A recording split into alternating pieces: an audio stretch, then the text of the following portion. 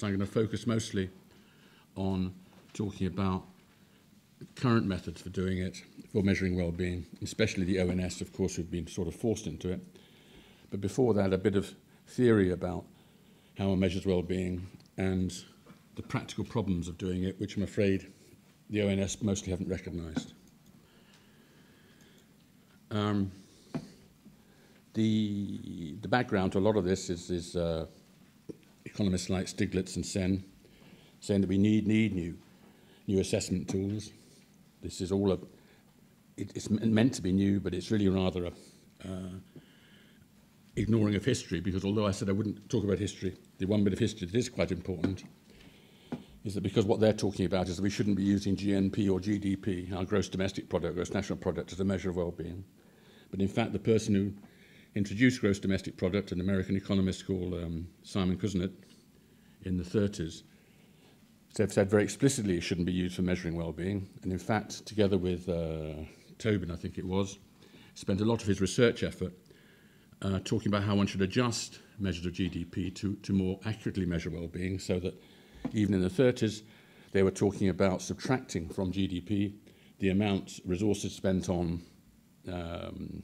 system maintenance activities like the police, the army, and hospitals, and subtracting also and adding to it, which would sound reasonably advanced in the 30s, adding to it a measure of housework. It didn't get anywhere because, of course, the war intervened, and the systems of national accounts that were promoted by Keynes, which is one of the saviours, at least economic saviours of Britain during the war, led to the national accounts and GDP being adopted in 47-48 as a sort of standard. And of course, it's grown to be the measure of wealth. Although one has to talk about hiccups. This quote is not the first time there's been a hiccup since that point. After the little bit of mayhem in the 60s, the Organisation for Economic Cooperation and Development asked a couple of the anarchists on the streets to come and talk to them about how one should measure well-being, and the ministers of the OECD countries agreed that economic growth is not an end in itself, but a means to a better quality of life. And they set about trying to measure the quality of life as well.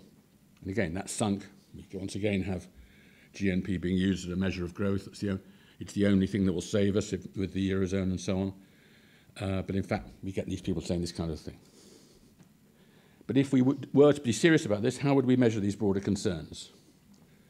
Through happiness or satisfaction measures, with objective surrogates, objective in inverted commas, I'll explain why, of deprivation and fulfillment, and does the United Nations Development Programme Human Development Index work?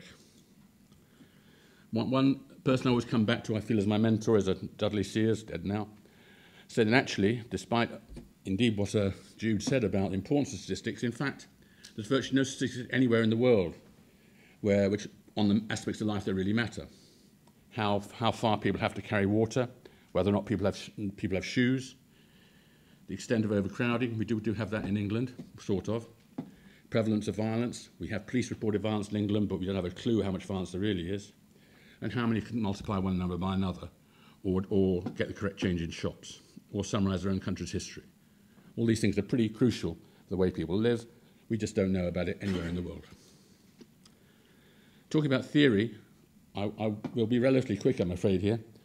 But the theory really should go back quite a long way. But talking about post-war theory, there was Abraham Maslow, had a hierarchy of needs ranging from physiological, survival, to safety, to belonging to society, to need for esteem. There's obviously obvious difficulties with that, and I won't go into them, but there are. I'll do the first obvious one, is that the people who've been married or with a partner a long time, on the whole, if the partner dies, and the other one tends to die pretty quickly afterwards.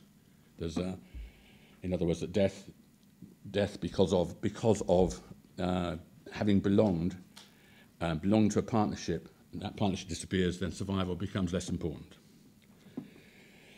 In 1976, the International Labour Office took something from Maslow and developed what they call basic needs system, based on certain minimum requirements of the family or household for private consumption and household goods, and essential services provided by and for community at large. At least compared to anything else that was around at the time, that did have the huge advantage of the objectives being defined in physical terms rather than monetary terms. Unfortunately, of course, as you can imagine, accountants, I think they call themselves economists at the time, but I would call them accountants, immediately translate that into money terms by how much a pair of shoes, how much, and so on. But that's not what they meant, the ILO, and they tried to continue that way.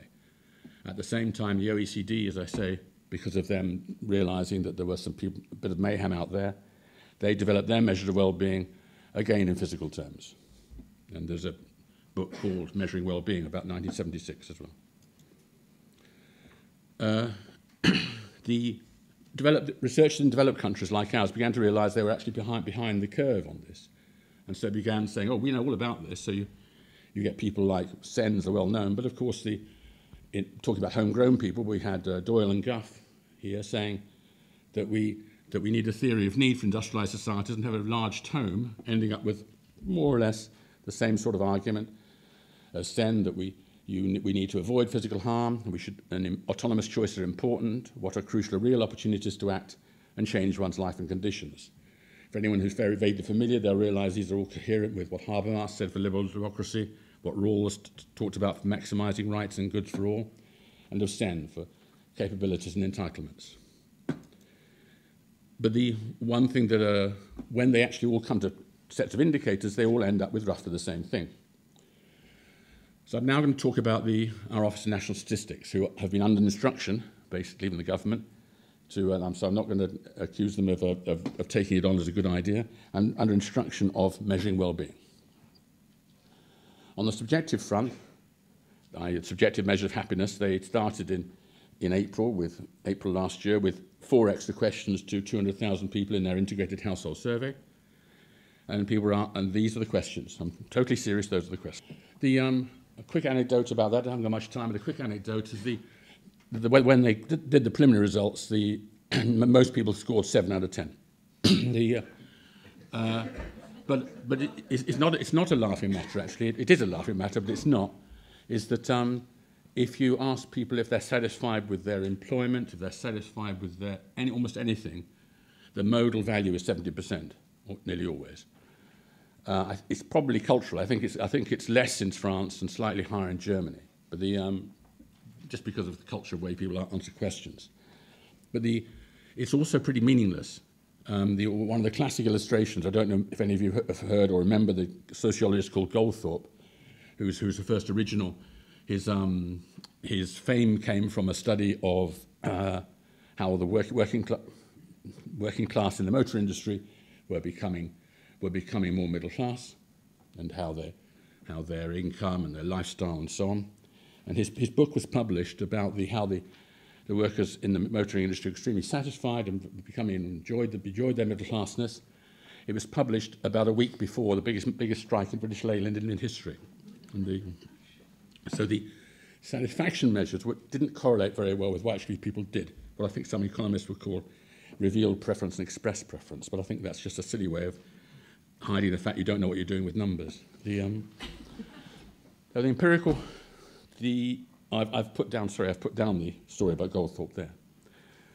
In fact, the ONS are following in I suppose I should have distinguished career of people. I'm not saying that's probably the correct thing to say, but the first systematic approaches to measuring happiness rather than doing anything else were developed by a couple of researchers in Michigan, United States.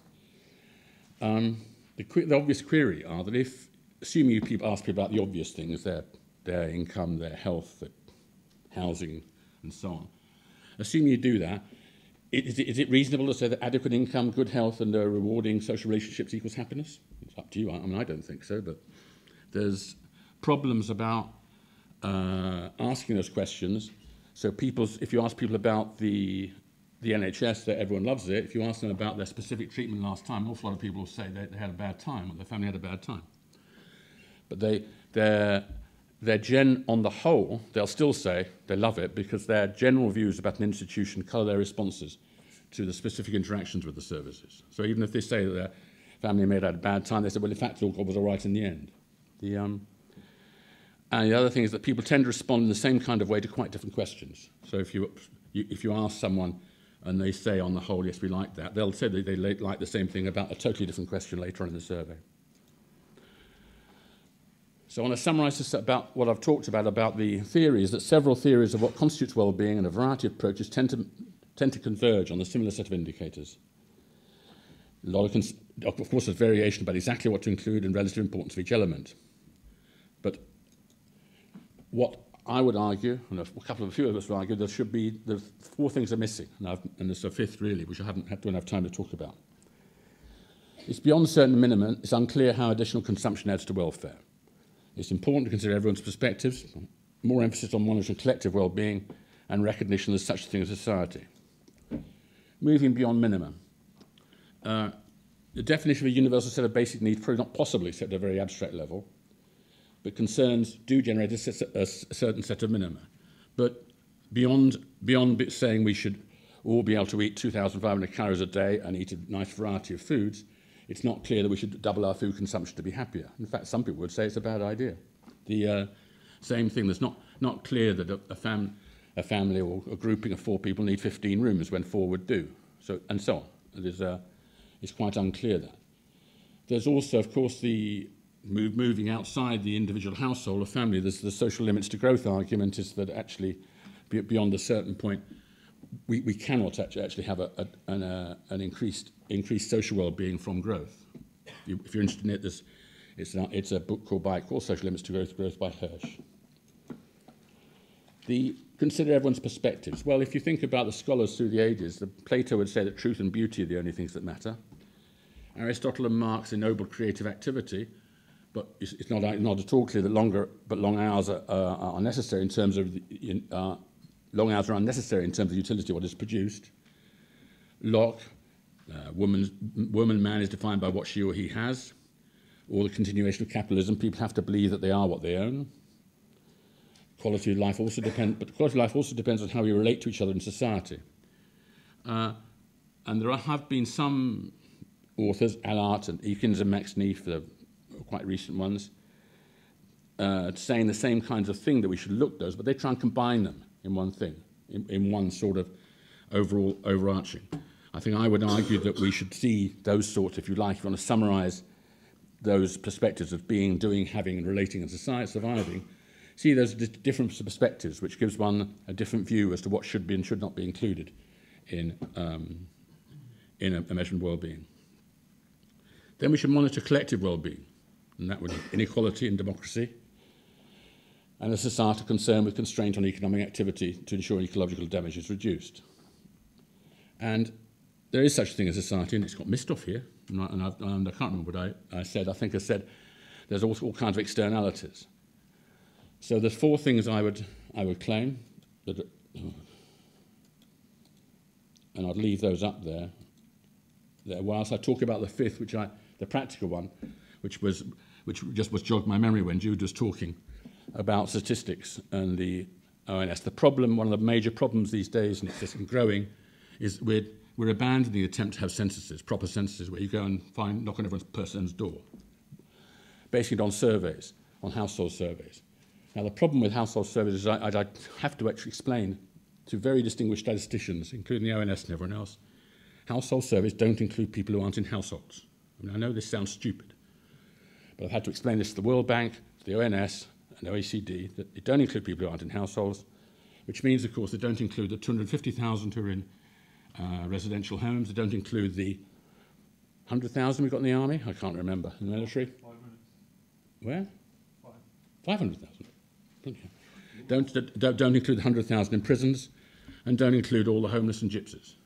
Okay, that's in the sampling frame. I don't mean they don't include them because they weren't sampled like Jude. I mean they aren't in the sampling frame.